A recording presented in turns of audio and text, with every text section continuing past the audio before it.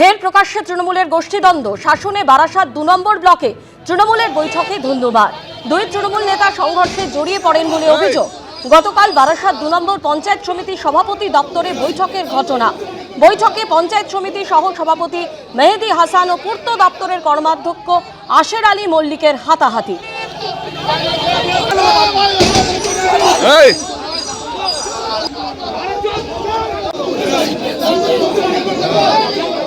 এরপর হারোয়ার তৃণমূল বিধায়ক দলের কার্যালয় ওই দুই তৃণমূল নেতাকে নিয়ে বৈঠকে বসে, কিন্তু বৈঠকেও কোনো সমাধান সূত্র মেলেনি বলে তৃণমূল সূত্রে খবর।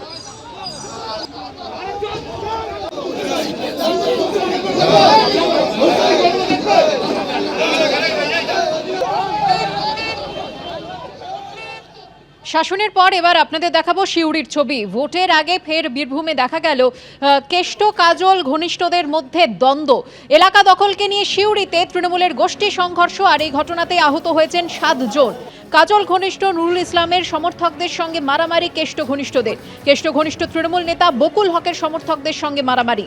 দুপক্ষই একে অপরের ওপর হামলা চালায় বলে অভিযোগ। গুরুতর আহত হয়েছেন 7 জন। আক্রান্তরা সিউড়ি সদর হাসপাতালে ভর্তি। পরিস্থিতি সামাল দিতে ঘটনাস্থলে যায় সিউড়ি থানার পুলিশ।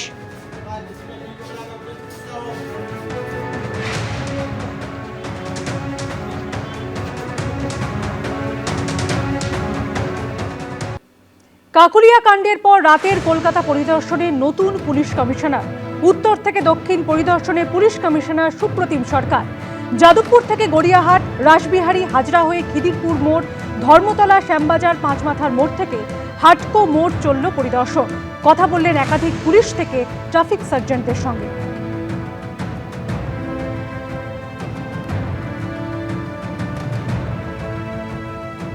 থাকে আরও বাড়ে এবং মানুষের একটা রাস্তায় পুলিশ দেখলে, ইউনিফর্ম দেখলে মানুষের মনে একটা আস্থা আসে। সেই আস্থাটা যাতে আরও একটু মজবুত করা যায় সেই চেষ্টা করছি। পিক আওয়ার্সে যখন মানুষ বাড়ি ফেরেন বা বাড়ি অফিসে আসেন, সেই সময় কলকাতা পুলিশকে আরও বেশি করে রাস্তায় দেখা যাবে। নাজিরাবাদের প্রসঙ্গ টেনে ভাঙড়ে তৃণমূলের মদতে স্বাস্থ্য দফতরের অধীনে থাকা জলাভূমি ভরাটের অভিযোগ তুলল বিজেপি ও আইএসএফ। এক্স হ্যান্ডেলে একটি ভিডিও পোস্ট করে বিরোধী দলনেতা কলকাতার পুলিশ কমিশনারের উদ্দেশ্যে লিখেছেন, আপনার নাকের ডগায় আরেকটি আনন্দপুর তৈরি হচ্ছে। পুকুর ভরাটের খবর পেয়ে রবিবার রাতে ঘটনাস্থলে হাজির হয় উত্তর কাশীপুর থানার পুলিশ। বন্ধ করা হয় জলাজমি ভরাটের কাজ। পুকুর ভরাটের বিষয়ে জানতেন না বলে দাবি করেছেন তৃণমূলের অঞ্চল সভাপতি। আনন্দপুরের অগ্নিকাণ্ডের পর সামনে এসেছে জলাজমি বুঝিয়ে নির্মাণের অভিযোগ, যা নিয়ে মাথাচাড়া দিয়েছে বিতর্ক। তার সপ্তাহখানেক যেতে না যেতেই এবার দক্ষিণ 24 পরগনারই ভাঙড়ে বেআইনিভাবে জলাজমি ভরাটের অভিযোগে সরব হলেন শুভেন্দু অধিকারী। এক্স হ্যান্ডেলে এই ভিডিও পোস্ট করে বিরোধী দলনেতা কলকাতার পুলিশ কমিশনারের উদ্দেশ্যে লিখেছেন, আপনার নাকের ডগায় কি আরেকটি আনন্দপুর তৈরি হচ্ছে? ভাঙড়ে যা দেখা যাচ্ছে মানুষ ও পরিবেশের বিরুদ্ধে ষড়যন্ত্র ছাড়া আর কিছুই নয়। এর সব থেকে বড় সুবিধাভোগী তৃণমূল সরকার। ভাঙড়ের 2 নম্বর ব্লকের বিজয়গঞ্জ বাজার, এখানে মেলার মাঠের পাশের জমিতে রয়েছে ভাঙড় প্রাথমিক স্বাস্থ্য কেন্দ্র।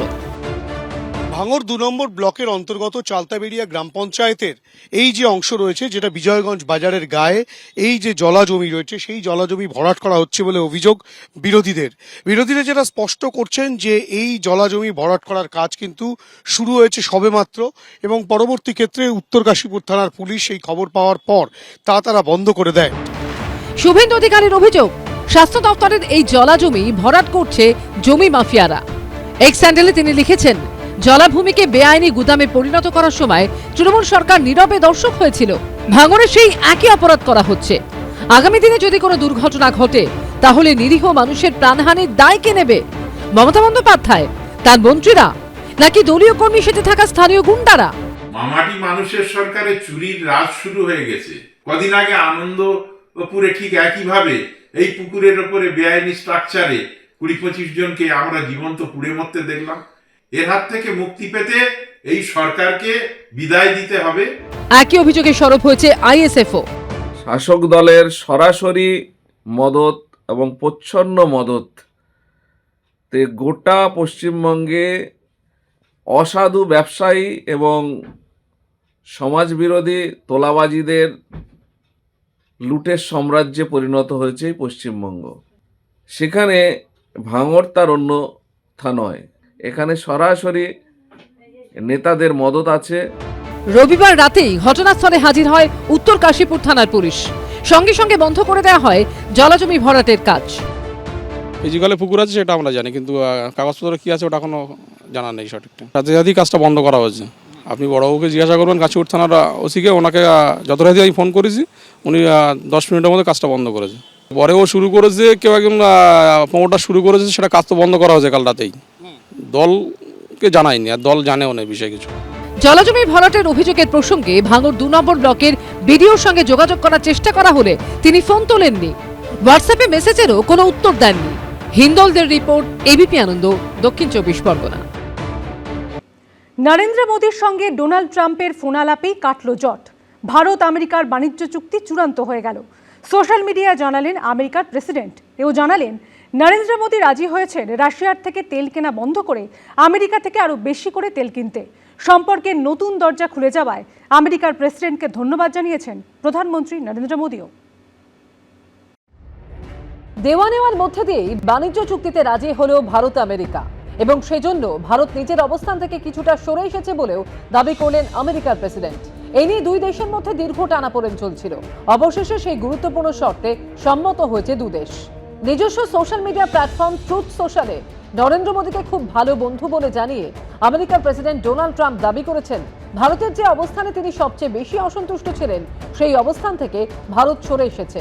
অর্থাৎ তারা রাশিয়া থেকে তেল কেনা বন্ধ করতে রাজি হয়েছে। দীর্ঘদিন ধরে রাশিয়া থেকে তেল কিনছিল ভারত, বেশ কম দামেই তেল পাচ্ছিল নয়াদিল্লি। কিন্তু ট্রাম্প বারবার দাবি জানাচ্ছিলেন রাশিয়া থেকে তেল কেনা বন্ধ করতে হবে ভারতকে।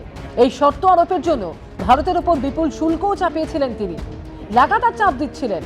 অবশেষে মোদী সরকার সেই শর্ত মানতে রাজি হয়ে গেছে বলে সোশ্যাল মিডিয়ায় দাবি করলেন ডোনাল্ড ট্রাম্প। অর্থাৎ ভারত আর রাশিয়ার থেকে অপরিশোধিত খনিজ তেল কিনবে না। সোশ্যাল মিডিয়ায় ডোনাল্ড ট্রাম্প দাবি করেছেন, সকালে ভারতের প্রধানমন্ত্রী নরেন্দ্র মোদীর সঙ্গে কথা বলে আমি সম্মানিত। তিনি আমার একজন মহান বন্ধু এবং ভারতের শক্তিশালী ও সম্মানীয় একজন নেতা। তিনি রাজি হয়েছেন রাশিয়া থেকে তেল কেনা বন্ধ করতে এবং আমেরিকা থেকে আরো বেশি করে তেল কিনতে, এবং সম্ভবত ভেনেজুয়েলার থেকেও। প্রধানমন্ত্রী মোদীর প্রতি সম্মান ও বন্ধুত্ব থেকে আমিও তার অনুরোধ মতো আমেরিকা ও ভারতের মধ্যে অবিলম্বে বাণিজ্য চুক্তিতে রাজি হলাম। ভারতের উপর শুল্ক 25% থেকে কমিয়ে 18% করলাম। এরপর নরেন্দ্র মোদী সোশ্যাল মিডিয়ায় লেখেন, আজ বন্ধু ডোনাল্ড ট্রাম্পের সঙ্গে কথা বলে খুব ভালো লাগলো। আনন্দের সঙ্গে জানাচ্ছি ভারতে তৈরি পণ্যের ওপর শুল্ক কমে হচ্ছে 18%। এই ঘোষণার জন্য 140 কোটি ভারতবাসীর পক্ষ থেকে প্রেসিডেন্ট ট্রাম্পকে অসংখ্য ধন্যবাদ। বিশাল আর্থিক ক্ষমতা সম্পন্ন এবং বৃহত্তম গণতন্ত্রের দুই দেশ হাত মেলালে তাতে মানুষের লাভ হয় এবং পারস্পরিক সহযোগিতায় প্রচুর সম্ভাবনার দরজা খুলে যায়। গোটা বিশ্বের শান্তি, স্থিতিশীলতা এবং উন্নতির ক্ষেত্রে প্রেসিডেন্ট ট্রাম্পের নেতৃত্ব অত্যন্ত গুরুত্বপূর্ণ। শান্তি স্থাপনের ক্ষেত্রে তার চেষ্টার পাশে আছে ভারত। আমাদের সম্পর্ককে অন্য উচ্চতায় নিয়ে যেতে তার সঙ্গে হাত মিলিয়ে কাজ করার জন্য মুখিয়ে আছি।